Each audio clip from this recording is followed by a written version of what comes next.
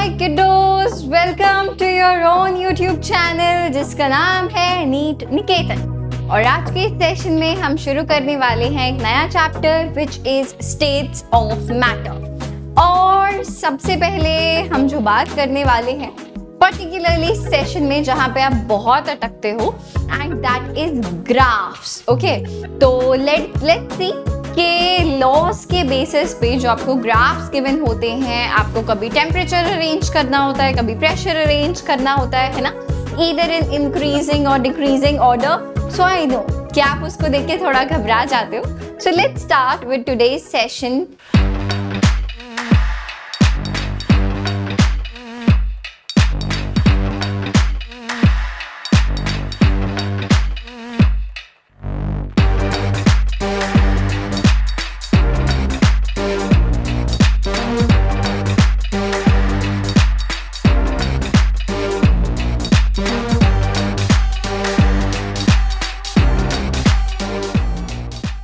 On that topic, without any delay, let's get started। ठीक है, तो चलो यार, ग्राफ की बात हो रही है। ठीक है, तो सबसे पहले ऑब्वियसली हम बात करने वाले हैं बॉयल्स लॉ के बारे में। एंड यू ऑल नो कि बॉयल्स लॉ क्या बताता है? प्रेशर और वॉल्यूम के बीच का रिलेशनशिप बताता है। कैसे रिलेटेड होते हैं pressure and volume? Inversely related होते हैं, राइट? तो अगर बात की जाए बात की जाए अगर प्रेशर और वॉल्यूम के बीच में अगर हमें कर्व बनाना है, ग्राफ बनाना है, so what is the shape of the graph? Like this, right? This is the shape of the graph, है। और जब हम बात कर रहे हैं कि मैम प्रेशर और वॉल्यूम जो है वो इनवर्सली रिलेटेड है, so we are talking at constant temperature, है ना, कि हम लोग टेम्परेचर को वेरी नहीं कर रहे हैं। ठीक है, so yes, this we know कि मैम प्रेशर और वॉल्यूम के बीच का ग्राफ कुछ ऐसा निकल के आता है, हमें पता है। अब पिछली कुछ टाइम पहले नीट में क्वेश्चन पूछ लिया गया, प्रेशर और 1/वॉल्यूम के बीच में बेटा ग्राफ बता दो, जो कि आपको सेकेंड फिगर में देखने को मिला। तो सबसे पहली बात, जो सबसे पहली गलती बच्चों ने करी वो क्या थी? उन्होंने देखा ही नहीं कि प्रेशर और 1/v के बीच में ग्राफ है। उन्हें दिखा प्रेशर, उन्हें दिखा वॉल्यूम, और उन्हें लगा कि जो ऑप्शन नंबर फर्स्ट में, जो फिगर नंबर 1 में हमने ग्राफ बनाया है, वही इसका आंसर होने वाला है। तो बच्चों ने क्या किया? ऑप्शन नंबर ए था कुछ ऐसा ग्राफ, उसको कर दिया टिक, और वो तुरंत हो गया क्वेश्चन गलत। ठीक है, तो पहली गलती तो बच्चों ने यही कर दी कि क्वेश्चन सही से नहीं पढ़ा। तो as I always tell you बच्चा पार्टी, जब तक आप क्वेश्चन ढंग से नहीं पढ़ेंगे, आंसर तो कभी अच्छा आ ही नहीं सकता है, मजेदार बढ़िया सही आंसर नहीं निकलेगा। तो प्रेशर और 1/वॉल्यूम, तो बेटा you know that pressure and volume are inversely related, right? These are inversely related. लेकिन अगर आप प्रेशर और 1/वॉल्यूम की बात करो तो ये तो डायरेक्टली रिलेटेड हुए ना, यानी कि जो ग्राफ होगा वो कैसा निकल के आएगा? Straight line passing through origin. How easy is that? Very easy. Next बात करते हैं पीवी। और अगर आपको एक्स एक्सिस पे प्रेशर या वॉल्यूम दोनों में से कुछ भी गिवन है तो अभी देखो, अभी हमने ये पढ़ा, राइट? तुम इसको क्या बोल सकते हो? You can say that ma'am PV is constant, right? PV is equal to constant. अभी कह सकते हो ना that the product of pressure and volume is going to be definitely constant. तो बेटा प्रेशर और वॉल्यूम तो मतलब पीवी यानी कि product of pressure and volume तो डिपेंड ही नहीं कर रहा है ना पी या वी पे। तो ग्राफ कैसा आएगा? इंडिपेंडेंट। ऐसा ग्राफ आएगा पैरेलल टू एक्स एक्सिस। तो these are a few graphs जो कि आपको पता होने चाहिए फॉर श्योर। ठीक है, तो ये तो बॉयल्स लॉ के बारे में बात हो गई, सही है, बहुत इजी, बहुत सिंपल। आगे चलते हैं जिसमें होती है आपको ज्यादा दिक्कत, है ना, होती है ना, कि आपको उन्होंने प्रेशर वॉल्यूम, बेटा बॉयल्स लॉ की बात कर रहे हैं, हमने 3 डिफरेंट टेम्परेचर्स पे T1, T2, T3 पे 3 कर्व्स बना दिए।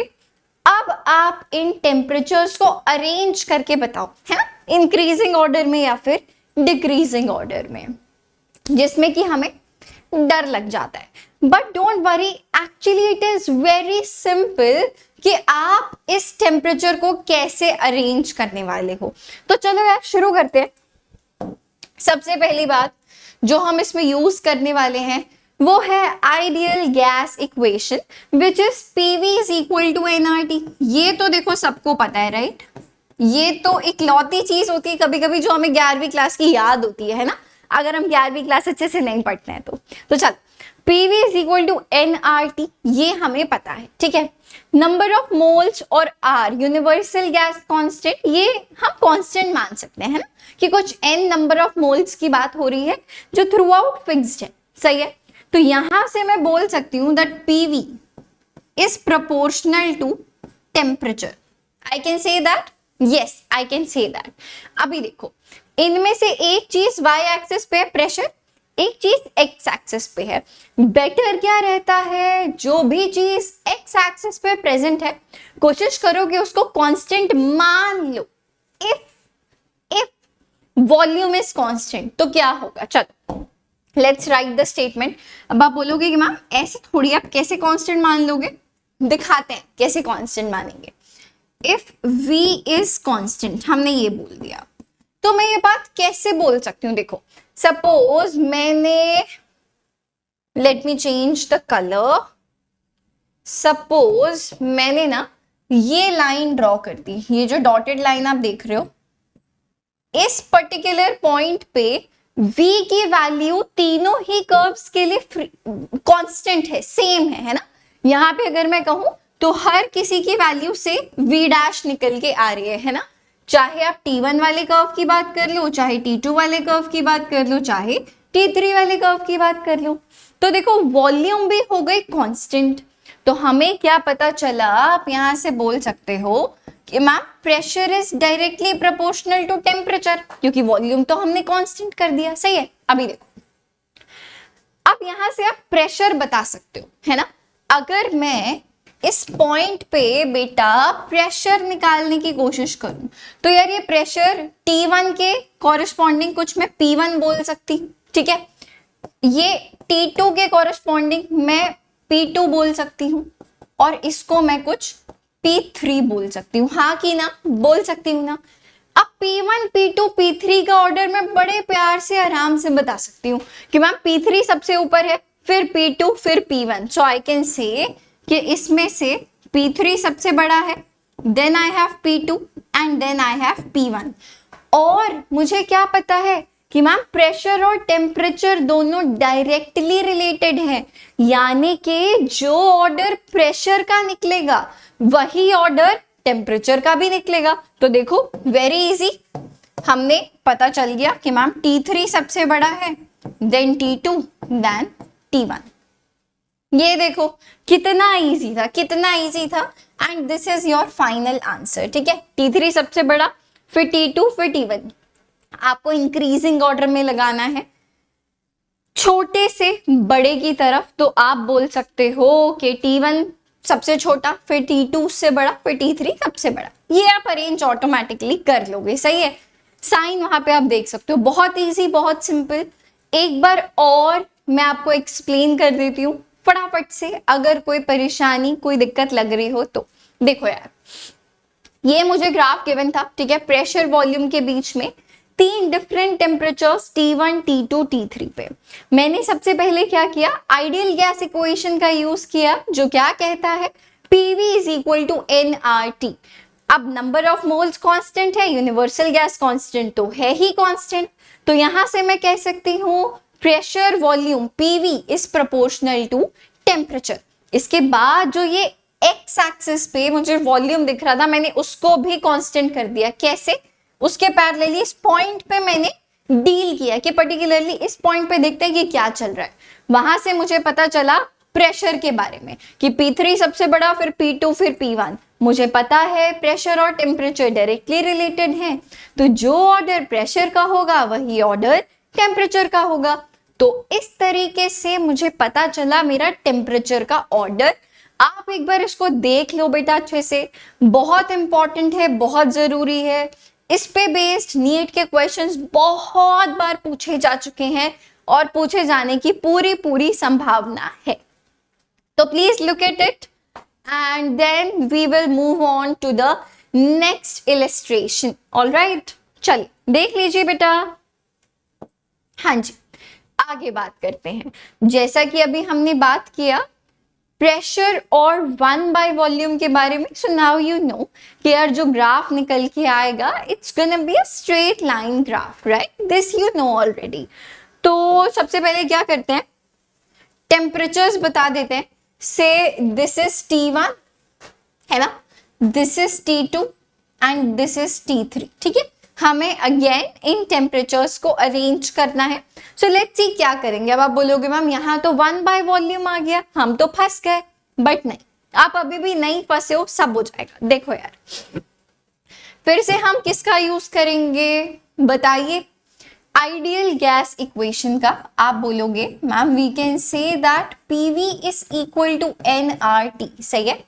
N और R फिर से कांस्टेंट है, तो आप लैंड करते हो कहाँ पे कि मैम प्रेशर एंड वॉल्यूम का जो प्रोडक्ट है it is directly proportional to temperature, सही है। अभी देखो यहाँ पे V वाली टर्म है, बट मैं एक्चुअली क्या कांस्टेंट करना चाहती हूँ, मैं तो 1/, वॉल्यूम कांस्टेंट करना चाहती हूँ। मैं चाहती हूँ कि जो भी एक्स एक्सिस पे है मैं उसे कांस्टेंट कर दूं। Y वाले को भी आप कर सकते हो, कोई परेशानी नहीं है। X वाले से मुझे ऐसा लगता है कि ऑब्जर्वेशन ना बहुत क्लियर होती है, ठीक है, तो इसीलिए मैं आपको X के थ्रू ही बता रही हूँ। तो मैं अगर वॉल्यूम को राइट हैंड साइड पे भेज दूं तो मैं बोल सकती हूं ना that pressure is proportional to temperature and 1/V, I can say that. तो चल, अब अगर मैं 1/V को भी क्या कर दूं, कांस्टेंट कर दूं। If I say that 1/V is constant, कैसे कांस्टेंट है मैम, वो लाइन खींच के, है ना। तो चलो जी यहाँ पे बना देते हैं हम हमारी लाइन। तो अगर मैं बात करूं बेटा इस पॉइंट पे, है ना, तो देखो यू कैन सी तीनों ही कर्व्स के लिए T1, T2, T3 सबके लिए इस पॉइंट पे 1/V की जो वैल्यू है वो फिक्स्ड है, चेंज नहीं हो रही है, कांस्टेंट है, सही है। तो अगर मैं यहाँ पे बात करूं किसके बारे में, प्रेशर के बारे में, तो इस पॉइंट पे प्रेशर कितना होगा, T3 के कॉरेस्पॉन्डिंग में P3 लिख देती हूँ, T2 के कॉरेस्पॉन्डिंग में P2 लिख देती हूँ, T1 के कॉरेस्पॉन्डिंग हम P1 लिख देते हैं। सही है। Now what do you know that pressure and temperature are directly related, so you can say that pressure and temperature is are directly related. Pressure का ऑर्डर मैं बता सकती हूँ, राइट, P1 बेटा सबसे बड़ा है ना, ऑटोमेटिकली ऑब्वियस सी बात है यार, वाई एक्सिस पे वो सबसे ऊपर है, सबसे ज्यादा वैल्यू आएगी P1 की। सो आई कैन से P1 सबसे बड़ा, फिर P2 और फिर P3, राइट। अब जो ऑर्डर प्रेशर का है बेटा वही ऑर्डर टेम्परेचर का होगा। तो ये मैं क्या बोलूंगी, that T1 is greater than T2, T2 is greater than T3। तो ये देखो आपने यहाँ पे टेम्परेचर्स को सिमिलरली जैसे हमने पहले किया था वैसे अरेंज कर लिया। तो यानी कि जो ये ग्राफ है ये T1 सबसे बड़ा है, फिर T2, फिर T3, सही है। जल्दी से बच्चे लोग अब इसको एक बार देख लो, कोई डाउट कोई परेशानी है तो मुझे बता दो।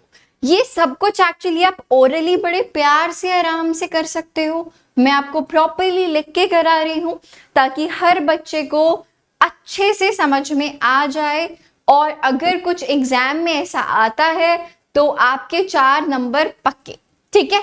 चलिए जरा एक और क्वेश्चन देख लेते हैं। वॉल्यूम और टेम्परेचर के रिगार्डिंग ये ग्राफ हमें गिवन है, यानी कि हम बात कर रहे हैं किसके बारे में, which law is this, this is Charles law, right, this is Charles law, जिसमें कि हम क्या बोलते हैं, वॉल्यूम एंड टेम्परेचर जो है वो डायरेक्टली रिलेटेड है एट कांस्टेंट प्रेशर। तो यहाँ पे हमको 4 प्रेशर्स गिवन है, P1, P2, P3, P4, right, जिसमें हमें कमेंट करना है इन प्रेशर्स के बारे में, सही बात है। चलिए बिल्कुल उसी तरीके से करेंगे हम जैसे कि हम अब तक करते आए हैं, but I would suggest you just pause the video and attempt this, okay. आप एक बार ही निकालो खुद से, फिर आप मेरे साथ भी करो। चलिए, let's get started. So you know, again we are going to start with ideal gas equation. So we can say that PV is equal to nRT. सही है। Again ma'am number of moles universal gas constant है, तो यहां से हम बोल सकते हैं that PV is directly proportional to temperature. अभी देखो, हम चाहते हैं कि जो हमारा टेम्परेचर है, राइट, जो हमारा टेम्परेचर है हम उसको क्या कर दें, कांस्टेंट कर दें। सही है। So if I tell you if temperature is constant, if temperature is constant, कैसे कर सकते हैं मैम हम टेम्परेचर कांस्टेंट? अगर मैं इस लाइन के अलोंग बात करती हूँ, ठीक है, if I talk along this line, तो बच्चे क्या होगा, देखो P4 के कॉरेस्पॉन्डिंग में क्या बोल सकती हूँ कि ये जो वॉल्यूम निकल के आएगी इट विल बी V4, है ना। P3 के रिस्पॉन्डिंग जो वॉल्यूम निकल के आएगी वो V3 निकल के आएगी। सिमिलरली ये V2 हो जाएगा और ये V1 हो जाएगा। सही बात है, क्योंकि यार वॉल्यूम तो सॉरी टेम्परेचर तो इस लाइन के अलोंग सभी कर्व्स के लिए सेम है ना। यू कैन सी हियर, अगर आप किसी के लिए भी टेम्परेचर देखने की कोशिश करोगे तो वो वैल्यू सेम निकल के आ रही है, लेकिन अगर आप वॉल्यूम देखोगे तो V1, V2, V3, V4, right. कोई प्रॉब्लम है तो आप ऐसे लाइन ड्रॉ कर लो, है ना, that this is V1, this is V2, this is V3 and this is V4। सही है, कोई परेशानी तो इसमें नहीं होनी चाहिए। तो अभी देखो, अगर हमने टेम्परेचर कांस्टेंट कर दिया, so yeah now you know that pressure and volume are inversely related, right. So you can say that pressure and volume are inversely related. अब ये बात आपको वैसे भी पता थी, है ना, दिस यू ऑलरेडी न्यू कि यार प्रेशर और वॉल्यूम तो इनवर्सली रिलेटेड होते हैं। सही है। तो देखो वॉल्यूम का बेटा क्या ऑर्डर आया, वॉल्यूम का ऑर्डर आया कि मैम V1 सबसे बड़ा है ना, V1 जो आया है वो सबसे बड़ा आया है, फिर V2 है, फिर V3 है, और जो सबसे छोटा है वो V4 है। सही है। लेकिन हमें पता है कि मैम प्रेशर और वॉल्यूम तो इनवर्सली रिलेटेड है ना, तो जो भी ऑर्डर वॉल्यूम का निकल के आया है एग्जैक्टली उससे ऑपोजिट ऑर्डर निकल के आने वाला है प्रेशर का, जो कि हमें रिक्वायर्ड है। सही है।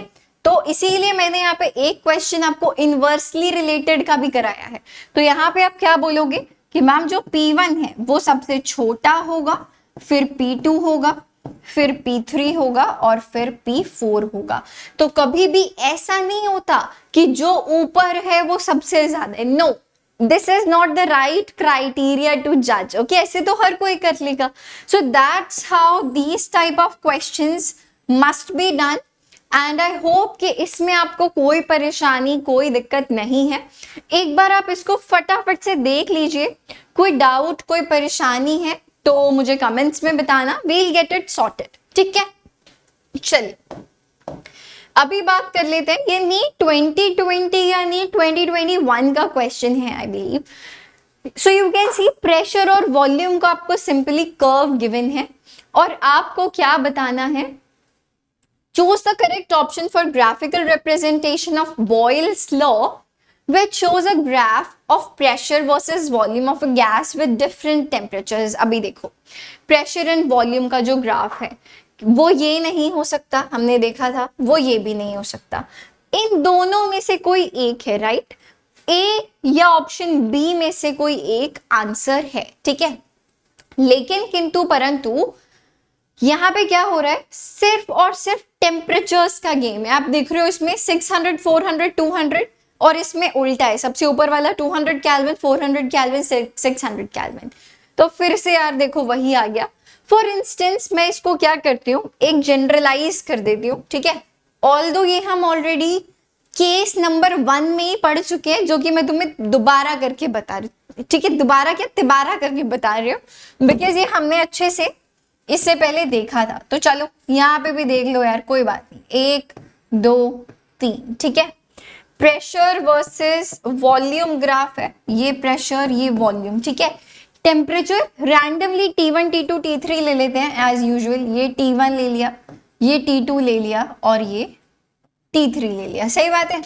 तो चलो यार फिर से कर लो इसको। वैसे तो मैं सजेस्ट करूंगी पॉज करो, खुद से वीडियो अटेम्प्ट करो और सब कुछ बल्ले बल्ले हो जाएगा। सही है, तो देखो यार, you know that PV is equal to nRT, this is our ideal gas equation. N और आर कांस्टेंट है, यहां से हम बोल सकते हैं that PV is directly proportional to temperature, we can say that. अभी हमें अगर वॉल्यूम को कांस्टेंट कर दिया, यहाँ पे अगर हमने वॉल्यूम कांस्टेंट कर दिया तो देखो हर किसी की वॉल्यूम सेम आ रही है, ये बना P1 P2 P3, तो P1 सबसे ज्यादा, फिर P2 फिर P3, तो आप बोलोगे P1 सबसे ज्यादा, फिर P2 और फिर P3। अगर यहाँ से वॉल्यूम कांस्टेंट कर दिया तो प्रेशर और टेम्परेचर क्या हो गए, डायरेक्टली रिलेटेड हो गए, है ना, वैसे भी होते हैं। तो प्रेशर और टेम्परेचर डायरेक्टली रिलेटेड, तो जो ऑर्डर प्रेशर का होगा वही ऑर्डर टेम्परेचर का होगा, तो T1 सबसे बड़ा होना चाहिए, देन T2 फिर T3, ठीक है। यानी कि जो सबसे ऊपर टेम्परेचर है वो सबसे बड़ा होना चाहिए, फिर उससे छोटा, फिर उससे छोटा। यानी कि अगर आप इसकी बात करो 200 400 600, ये तो बढ़ता हुआ क्रम है, राइट। तो सही ऑप्शन क्या होगा, ऑप्शन नंबर ए, 600 400 200। अगर ये T1 होता, ये T2 होता और ये T3 होता, तो T1 सबसे बड़ा, फिर T2 फिर T3। सही है, तो आप देख रहे हो कैसे क्वेश्चंस आपसे पूछे जाते हैं, and this is so so so simple and very easy. मुझे लगता है ये सेशन आपके लिए बहुत प्रोडक्टिव रहा है, एक बार आप इसको देख लीजिए फटाफट से, हाँ, and I believe it was good for you. सही है, चलिए गाइस, जिसमें हम सबसे पहले बात करेंगे Dalton's law of partial pressure के बारे में एंड आइडियल गैस इक्वेशन के बारे में। सही बात है, तो यार सबसे पहली बात, Dalton's law of partial pressure सिर्फ और सिर्फ उन गैसेस के लिए वैलिड होता है जो आपस में रिएक्ट नहीं करती हैं। Okay, this is the rule number 1 जो कि आपको पता होना चाहिए, ठीक है। सिर्फ और सिर्फ ये तभी माना जाएगा जब दो गैसेस आपस में किसी प्रकार का कोई रिएक्शन शो नहीं कर रही हैं। बाकी कॉन्सेप्ट बहुत इजी सा है कि अगर आपने like you know there is a mixture of gases, तो जो टोटल प्रेशर निकल के आएगा it will be the sum of the individual component का प्रेशर, है ना। For example, where is my pen, here is my pen, ठीक है। फॉर इंस्टेंस आपके पास यार एक मिक्सचर है, ठीक है, जिसमें ना 3 गैसेस हैं A B C, और इंडिविजुअली, है ना, जब ये गैसेस इनफैक्ट साथ में भी नहीं दे तो से A वाली गैस का प्रेशर था PA, B गैस का था PB, C गैस का था PC। तो जब आपने you know it's a mixture of gases, so if you talk about the total pressure, just a moment, yes, so if you talk about the total pressure, तो आप क्या बोलोगे ma'am, ये निकल के आ जाएगा PA plus PB plus PC, provided that A B C आपस में कोई रिएक्शन शो नहीं करते हैं। सही है, ideal gas equation very easy, very simple, you already know, PV is equal to nRT, P pressure है, V वॉल्यूम है, N नंबर ऑफ मोल्स है, R is universal gas constant, T is the temperature. Make sure कि आप temperature लेंगे किसमें, kelvin में हमें temperature लेना है, डिग्री सेल्सियस या फ़ारेनहाइट में हमें टेम्परेचर को नहीं लेना है। सही है, तो ये हो गया बस यार, यही छोटा सा कॉन्सेप्ट था।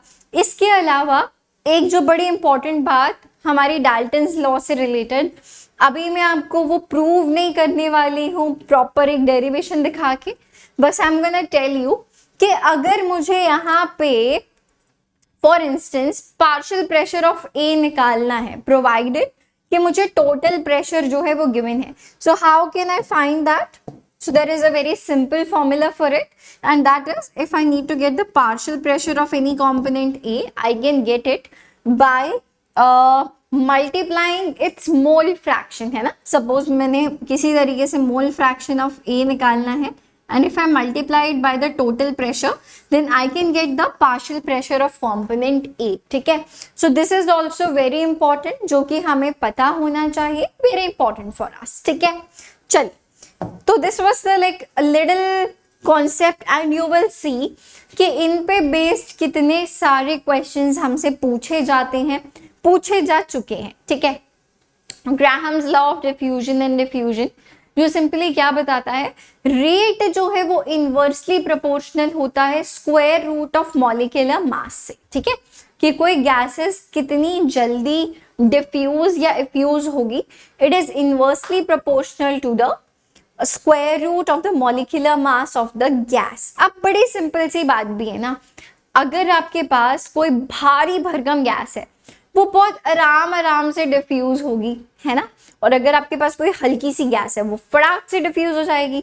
तो वही कॉन्सेप्ट है यार, यहाँ पे इस रेट को आप कितनी वॉल्यूम कितने टाइम में डिफ्यूज हो रही है, कितने नंबर ऑफ मोल्स कितने टाइम में डिफ्यूज हो रहे हैं, इन सभी तरीकों से आप रेट को डिफाइन कर सकते हो, कोई परेशानी इसमें नहीं होगी।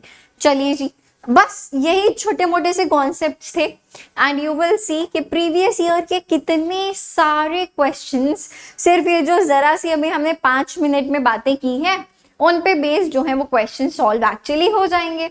So let's see, choose the correct option for the total pressure in atmosphere in a mixture of 4 gram of oxygen and 2 gram of H2 confined in a total volume of 1 liter at 0 degree Celsius। तो सबसे पहली बात यार, हमें total pressure बताना है, ठीक है, और मिक्सचर ऑफ गैसेस है जिसमें हमने O2 एंड H2 मिलाया हुआ है, सही है। तो सबसे पहली बात यार, जो P टोटल निकल के आने वाला है, let me change the colour first. तो यार जो ये P टोटल निकल के आने वाला है, it will B pressure of oxygen, आप बोलोगे pressure of O2 plus pressure of H2, ये आपको करना पड़ेगा, सही है। अब इंडिविजुअली आप क्या करोगे, पहले इसका प्रेशर निकालोगे, इसका प्रेशर निकालोगे, दोनों को ऐड कर दोगे, राइट। तो प्रेशर ऑफ O2 आप कैसे निकाल सकते हो ma'am, PV is equal to nRT के हेल्प से, है ना। यहाँ से जो प्रेशर है वो निकल के आ जाता है nRT/V, right. Number of moles क्या आप निकाल सकते हो, given mass divided by molecular mass, yes ma'am निकाल सकते हैं। इसके 4 ग्राम गिवन है, इसके 2 ग्राम गिवन है, नंबर ऑफ मोल्स निकल जाएंगे। R की वैल्यू हमें पता है 0.082 लीटर ATM पर मोल पर केल्विन, सही है। टेम्परेचर की अगर बात की जाए 0 डिग्री सेल्सियस यानी कि 273 केल्विन टेम्परेचर है। बाय वॉल्यूम, वॉल्यूम तुम्हें 1 लीटर गिवन है, ठीक है, V को तुम हटा ही सकते हो। नंबर ऑफ मोल्स निकाल लोगे, R पता है, T पता है, बस दोनों के लिए वैल्यूज निकालो, ऐड करो and you will get the final answer, सही है। बहुत इजी क्वेश्चन है, सो आई बिलीव कि यार इतनी आप कैलकुलेशन कर सकते हो। So let's not waste any time here, you can clearly see कि सबसे पहले moles of oxygen given mass divided by molecular mass, P1 निकाला उन्होंने 0.125, नंबर ऑफ मोल्स निकला यानी कि 4/32 की वैल्यू, R की वैल्यू, T की वैल्यू, वॉल्यूम 1, पहला प्रेशर निकल गया 2.8 ATM। P1 निकाला, number of moles RTV similarly, और इन दोनों को हमने ऐड कर दिया तो ये तुमको फाइनल प्रेशर मिल गया which is 25.18 ATM which is option number B, ठीक है। कुछ नहीं करना था, बहुत इजी ये क्वेश्चन था। सो हियर वी आर, चलिए आगे बात करते हैं। A mixture of N2 and argon gases in a cylinder contains 7 gram of nitrogen gas and 8 gram of argon. If the total pressure of the mixture of the gas in the cylinder is 27 bar, the partial pressure of N2 is, देखो जो अभी तुम्हें formula बताया था वही यहाँ पे यार यूज होगा। पार्शियल प्रेशर ऑफ नाइट्रोजन मैं कैसे निकाल सकती हूँ, total pressure P total multiplied by इसका मोल फ्रैक्शन, ठीक है, which is mole fraction of nitrogen. बेटा कैसे निकाल सकती हूँ mole fraction of nitrogen, I will say number of moles of nitrogen gas over total number of moles, ऐसे ही आप निकालते हो। नंबर ऑफ मोल्स यार आप निकाल ही सकते हो बड़े आराम से। N2 के लिए कितना आ जाएगा, गिवन मास कितना है बच्चे उसका 7, मॉलिक्यूलर मास कितना होता है नाइट्रोजन का 28, so it's gonna be 7/28। Total number of moles कितना आ जाएगा 7/28 प्लस 8 ग्राम ऑफ आर्गन, तो मैं क्या बोल सकती हूँ उसको 8/40, आई कैन से 8/40। तो देखो ये 1/4 है, वो 1/5 है, सही है, यानी कि ये तुम्हारी वैल्यू निकल गई। P टोटल तुम्हें ऑलरेडी गिवन है 27, यहाँ पे आप इस वैल्यू को कर दोगे multiply and then you will get your final answer. You can see here This comes out to be 5/9. So 27 multiplied by 5/9 is 15 bar. सही है, very simple, very easy question. सही है, ये 0.25 which is 1/4 and 1/5 which is 0.20. तो अब बड़े आराम से, बड़े प्यार से, बड़ी सिंपल सी कैलकुलेशन थी यार. ये 1/4 और नीचे 1/4 प्लस 1/5. जब आप इसको सॉल्व करोगे it will come out to be 5/9 and 5/9 multiplied by 27 it gives you 15 bar. सही है, तो option number B is the right choice.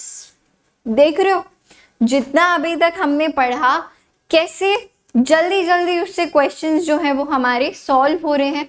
कोई परेशानी, कोई दिक्कत हो ही नहीं रही है. चलिए आगे बढ़ते हैं.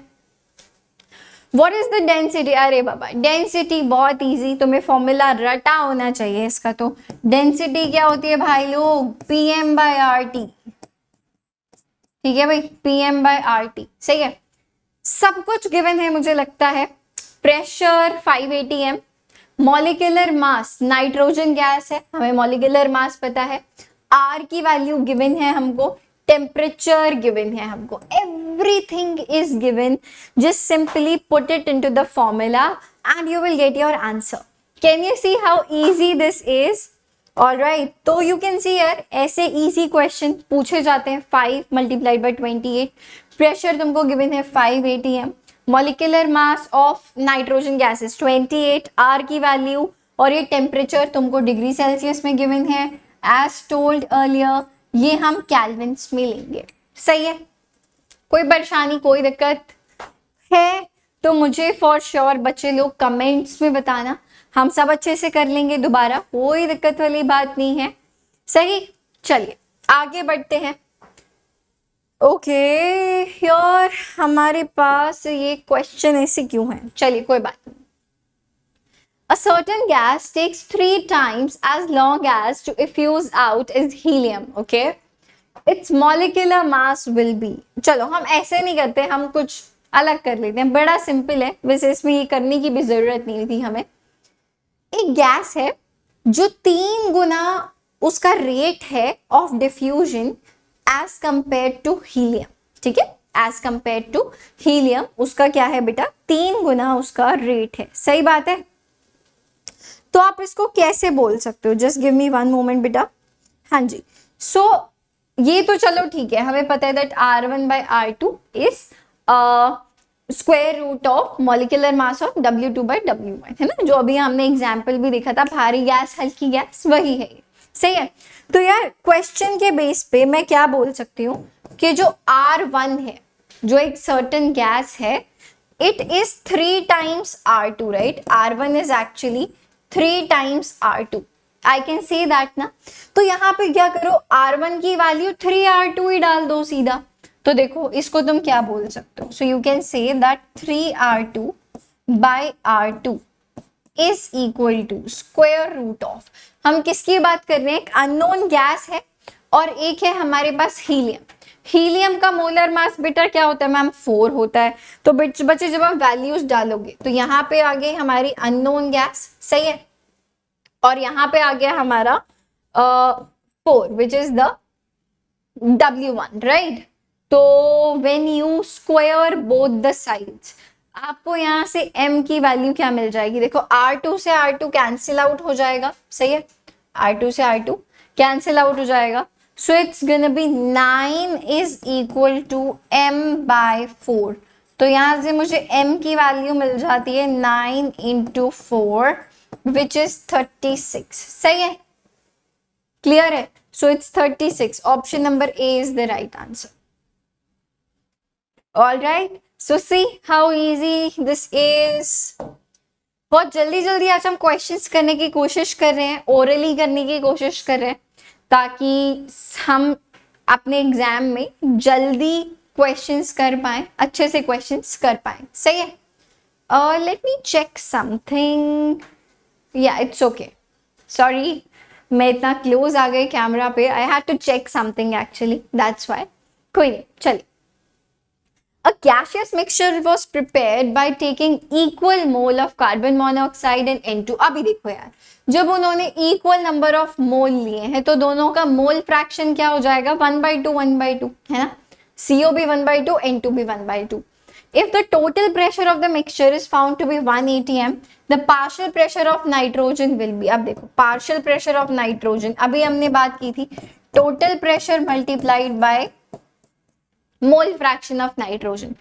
इक्वल मोल्स है दोनों के, तो ऑफ कोर्स यार मोल फ्रैक्शन आधा आधा ही तो होगा, तो देखो इसका मोल फ्रैक्शन हो गया 1/2, टोटल प्रेशर है 1, आंसर कितना आ गया 1/2. तो पार्शियल प्रेशर ऑफ नाइट्रोजन कितना रहा होगा, half ATM. Option number A देख लो 0.5 ATM. सही है. चलिए आगे बात कर लेते हैं. Which mixture of gases at room temperature does not obey Dalton's law of partial pressure? अभी हमने बात की थी कि बेटा Dalton's law of partial pressure सिर्फ और सिर्फ तब वैलिड होता है जब गैसेस एक दूसरे के साथ आपस में रिएक्ट नहीं करते. तो देखो इसमें से NO2 एंड O2 आपस में रिएक्ट नहीं करते. NH3 एंड HCl, अरे बाबा ये तो रिएक्ट करते हैं ना साथ में, NH4Cl बना देंगे, है ना. तो अगर आपने NH3 और HCl साथ में लिया है, ये Dalton's law of partial pressure को फॉलो नहीं करेंगे. ठीक है जी, क्योंकि these are reactive mixture of gases because